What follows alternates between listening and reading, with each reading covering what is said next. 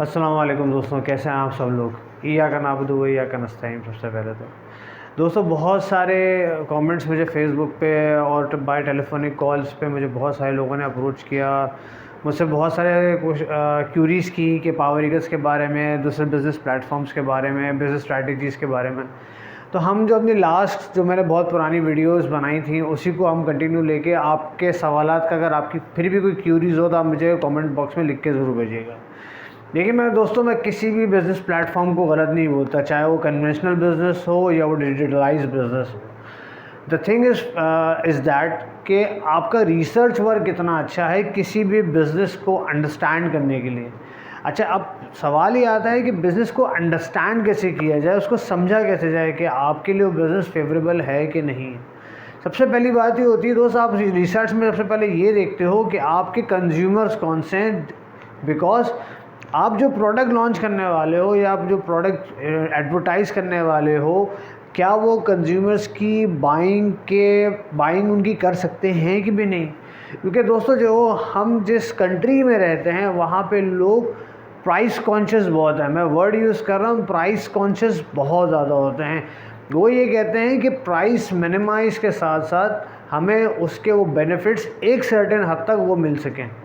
इस स्ट्रैटेजी को हमारी बिज़नेस की ज़बान में कहते हैं cost leadership business strategy, businessman's के लिए।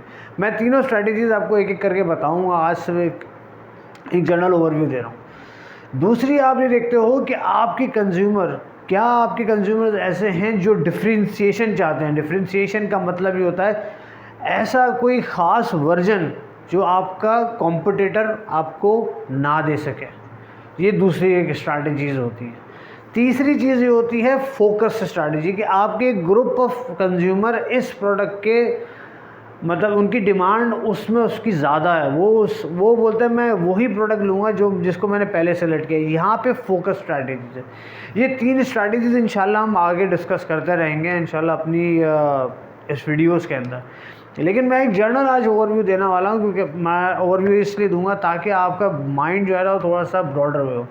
किसी भी बिज़नेस को अंडरस्टैंड करने के लिए आप उसकी वेबसाइट्स के थ्रू उसके जो पास्ट ट्रेंड्स हैं उसकी एडवर्टीज़मेंट को, किस जगह पे वो काम करते हैं, कैसे वो काम करते हैं, उनकी स्ट्रैटेजीज़ क्या हैं, उनके गोल्स क्या हैं, उनके ऑब्जेक्टिव्स क्या हैं, आपको ये ज़रूर देखने पड़ते हैं। इसके साथ साथ आप ये देख रहे होते हो कि अगर आप किसी मार्केट में एंटर हो रहे हो, फॉर एग्ज़ाम्पल आपने एक फेसबुक पे बहुत सारे और दूसरे प्लेटफॉर्म्स में बहुत सारे बिज़नेस की एडवर्टीजमेंट्स आती हैं कि यार हमारे साथ बिज़नेस करो, हमारे साथ बिज़नेस करो, हमारे साथ। तो दोस्तों ये देखना सबसे इम्पॉर्टेंट होता है कि क्या आप उस बिज़नेस में कम्पीट कर सकते हो दूसरों के साथ। अब कंपटीशन जो होता है वो बहुत सारे तरीके से कर सकते हैं, मैं अभी आपको डिटेल में अपनी नेक्स्ट वीडियोज़ में बताता जाऊँगा साथ साथ। लेकिन सबसे पहले आपके लिए सबसे इम्पॉर्टेंट चीज़ क्या होती है कि आप जिस प्रोडक्ट को एडवर्टाइज़ करने वाले हो कंज्यूमर को, क्या कंज्यूमर की इतनी बाइंग पावर है भी कि नहीं है।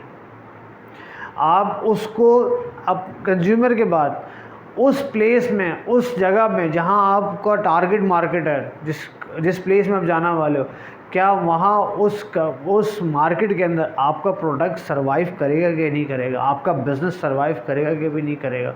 बहुत सारी एग्जांपल्स आप देखते हैं, इम्तियाज़ की देखते हैं, नाहिद की देखते हैं। मुझे एक बात बताएं, मैं एग्जांपल कोट करता हूँ। इम्तियाज़ ने पूरे कराची के अंदर अपनी आउटलेट्स खोली हुई हैं, ऐसे ही दोस्तों, सही है सब।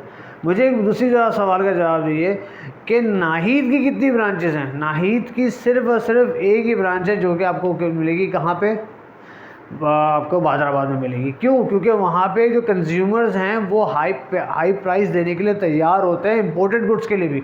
लेकिन इम्तियाज़ स्पेसिफिकली रिनाउन है फॉर देयर ग्रोसरी आइटम्स। आगे डिफरेंस दोस्तों, समझने की बात है, अंडरस्टैंड करने की बात है। किसी भी बिज़नेस में इन्वेस्टमेंट करने से पहले या किसी भी बिज़नेस को समझने से पहले आपको ये चीज़ें देखनी ज़रूरी होती हैं। इसी तरह आप देख लें, आप मुझे एक बात बताएं कि कारफोर आपने देखा होगा हाइपर स्टार पे, उसकी कोई दूसरी ब्रांच है? नहीं है। वजह क्या आती है दोस्तों? वजह ये आती है क्योंकि वहाँ जो कंज्यूमर हैं वो बहुत ज़्यादा हाई प्राइस देने के लिए तैयार हैं और वो दूर जाने से थोड़ा सा कतराते हैं। होने वाला नहीं, हम दूर नहीं जाएंगे, हम कराची के इस हिस्से में रहते हैं। तो आपने डिफ्रेंशिएशन देखी दोस्तों, 3 सुपरमार्केट्स की 3 अंडरस्टैंडिंग्स हैं, बिजनेस स्ट्रैटेजी सबकी अलग अलग है। मैं आपको जो इम्तियाज़ की जो बिज़नेस स्ट्रैटेजी है उसको क्या कहेंगे, कॉस्ट लीडरशिप। आप देख लें उसकी हमेशा कॉस्ट दूसरे कॉम्पिटिटर से कम मिलेगी। इसी तरह आप नाहिद उस पर चले जाएं, क्या नाम है जो नाहिद और उसकी मैंने बात की, नाहिद और कारफोर की बात की है, वो डिफ्रेंशिएशन स्ट्रैटेजीज अपनाते हैं क्योंकि उनको पता है कि कंज्यूमर पे करने के लिए ज़्यादा तैयार है। तो मैं अपनी बात को आज के वीडियो को यहाँ तक रखूँगा।